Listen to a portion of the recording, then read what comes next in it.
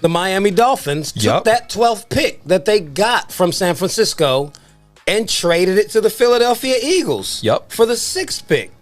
So they got the 12th. They sent the 12th pick and the 123rd pick to Philly for number 6 and number 156. So now they move right back into the top 10, just 3 spaces back. So does this mean that Miami is not sold on Tua, or they have their sights set on a skill position player that they need to get up higher to pick? I think they have their sights set on maybe a compliment from Mike Gesicki in Kyle Pitts. I've heard a lot about that. Or you're looking for a guy like maybe a Jamar Chase, maybe a Devontae Smith. You know, you're looking for a nice compliment for Tua, because I do think it still deserves to be Tua time, because look at the class he was brought in with. You know, we were talking about it yesterday, man. I solely believe, and a lot of people around the league did, with Tua still going, what was it, number 6 overall, number 5 overall in a draft? It was 5 or 6, somewhere around there. He was, like middle of the, first 10 picks.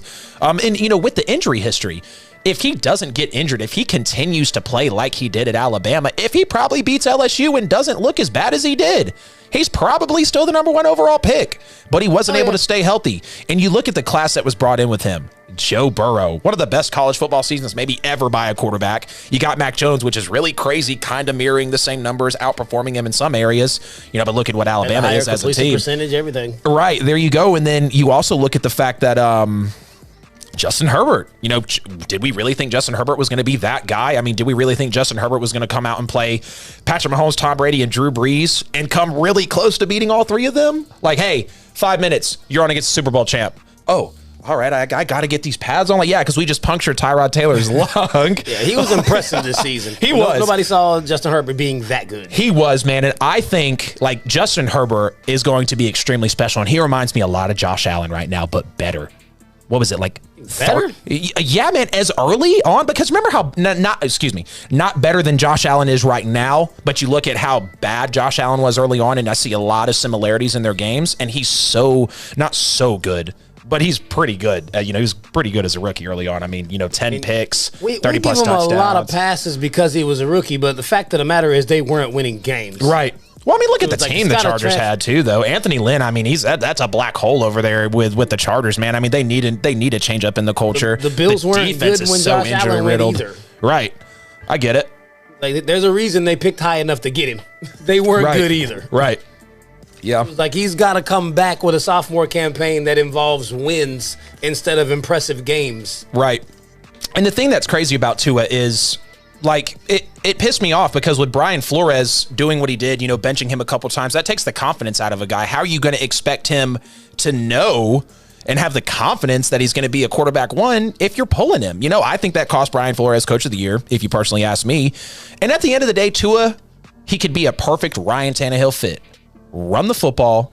You can lean on your defense, and we just need you to make a couple of intermediate throws a game. We know you can move a little bit. Yeah, you're a tad bit small, but I think Tua could still be the guy. But at the same time, it's a no, because we know the locker room's been out on him.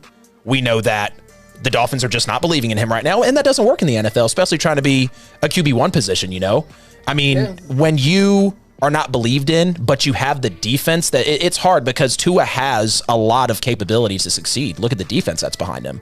But when the locker room's not in on you, you're looking small on the field, and all these talks are going on, it makes you wonder, what is going to happen for Tua? I hope it's still Tua time, but we'll see, man. That makes this pick difficult, though, because sitting at number 6, it's like there are multiple ways they could go. Exactly. I mean, with Myles Gaskin and Matt Breida, it's like those are decent running backs, but they could easily go for a Najee Harris to try to really beef up the backfield, but then you still didn't do a lot for him to throw to. They do have Devontae Parker, but I think to breed the familiarity, I've heard a lot about Kyle Pitts. I think Devontae Smith will be a better fit just for the mere fact that him and Tua know each other and have the chemistry. Exactly. And he's a top 10 pick anyway, so it's not like it'd be a stretch.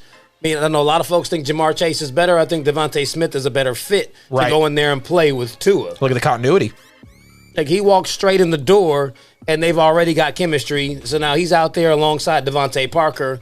They can try later on to pick up a third running back. I mean, I don't know if Breida's healthy this year, he might be able to contribute more. I mean, Gaskin was good in stretches, but all in all, I mean, between the two of them, they went for a little over 800 yards. Right. I mean, that's not very much. The defense was 6th in scoring, and that's why they went 10-6. Well, between that and Fitzpatrick. I mean, Fitzmagic was pulling rabbits out the hat, and then they just decided to go with Tua.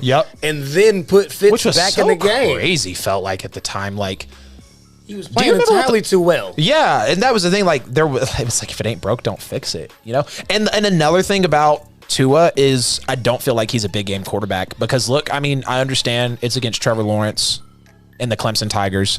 But you got wiped, bro. You did not play well in that national championship game. And just if you think about some of the big games that Tua's really needed to be better in, he hasn't been there. And that's going to be something that carries with you to the NFL. When you're looking for your guy to where I want you to be my future, I mean, where can you go with that?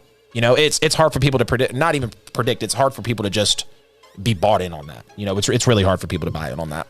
Yeah, I mean, it looks like they might stick with him, but it's going to be a long road for Miami. I mean, I don't see them even repeating their 10-6 season. Yeah. They're going to regress. Right.